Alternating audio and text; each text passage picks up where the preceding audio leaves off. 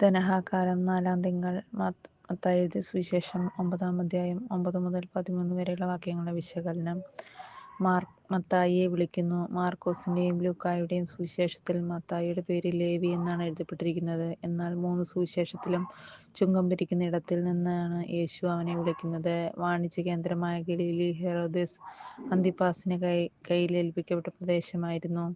ധാരാളം ചുങ്കപ്പിരിവ് ലഭിക്കുന്ന ഇടം. ഓരോ പ്രദേശത്തു നിന്നും നൽകപ്പെടേണ്ട ചുങ്കം കേന്ദ്രം നിഷ്കർഷിച്ചിട്ടുണ്ടെങ്കിലും ഓരോ ചുങ്കക്കാരനും അതിൽ കൂടുതൽ പിരിച്ചെടുത്ത് യഹൂദരുടെ വിരോധനത്തിന് കാരണക്കാരായിരുന്നു. മാത്രമല്ല, റോമാ സാമ്രാജ്യത്തിനു വേണ്ടിയുള്ള പിരിവായതിനാൽ അവിടെ നിയമിതമാകുന്നവർ യഹൂദരാണെങ്കിലും വിജാതീയനെ പോലെയും പുറംജാതിക്കാരനെ പോലെയുമാണ് പരിഗണിക്കപ്പെട്ടിരുന്നത്. പക്ഷേ മത-സാംസ്കാരിക മുൻവിധികൾ കാറ്റിൽ പറത്തിക്കൊണ്ട്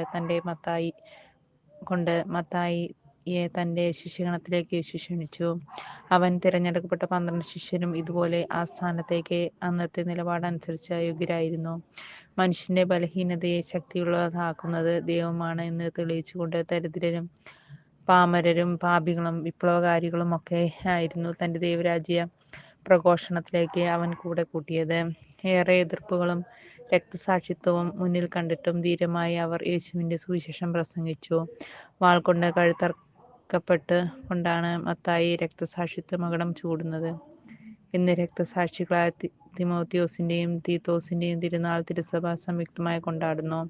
രണ്ടുപേരും വിശുദ്ധ പൗലോസിന്റെ അനുഗാമികളായിരുന്നു. വിജാതീയരായതിനാൽ പരിച്ഛേദന കർമ്മം നടത്താത്തവരായിരുന്നു.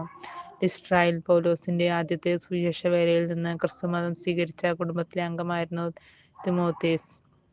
തുടർന്ന് അദ്ദേഹം അനുവർത്തിച്ച തീക്ഷ്ണതയേറിയ സഭാപ്രവർത്തനങ്ങളെ പരിഗണിച്ച് എഫെസോസിലെ മെത്രാനായി തീരുമാനിച്ചു. എഴുത്തും വായനയും ഇല്ലാത്ത വിശ്വാസികൾക്ക് വായിച്ചു കൊടുക്കാനുള്ള ലേഖനങ്ങൾ പൗലോസ് തന്നെ എഴുതി അയച്ചു കൊടുത്തിരുന്നു.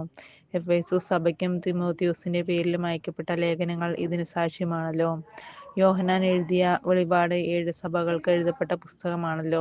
അതിൽ ഒന്നാമത്തെ സഭ എഫേസുസ് ആണ്. വിശുദ്ധ തീത്തോസ് ക്രീറ്റ് എന്ന ദ്വീപിലെ മെത്രാനായിരുന്നെന്നാണ് വിശ്വസിക്കപ്പെടുന്നത്. വിശുദ്ധ പൗലോസിന്റെ ഏറ്റവും ഉത്തമനായ സന്തത സഹചാരിയായിരുന്നു അദ്ദേഹം. വിശുദ്ധ പൗലോസിന് കൊറിന്തിയോസ് സഭയിലുണ്ടായ ചില അഭിപ്രായ വ്യത്യാസങ്ങളെ രമ്യതപ്പെടുത്താൻ അയക്കപ്പെട്ടത് വിശുദ്ധ തിമോത്തിയോസിനെയും വിശുദ്ധ പൗലോസിന്റെ രക്തസാക്ഷിത്വത്തിന് ശേഷം 27 കൊല്ലം കഴിഞ്ഞപ്പോഴാണ് വിശുദ്ധ തീത്തോ രക്തസാക്ഷിത്വ മകുടം ചൂടുന്നത്.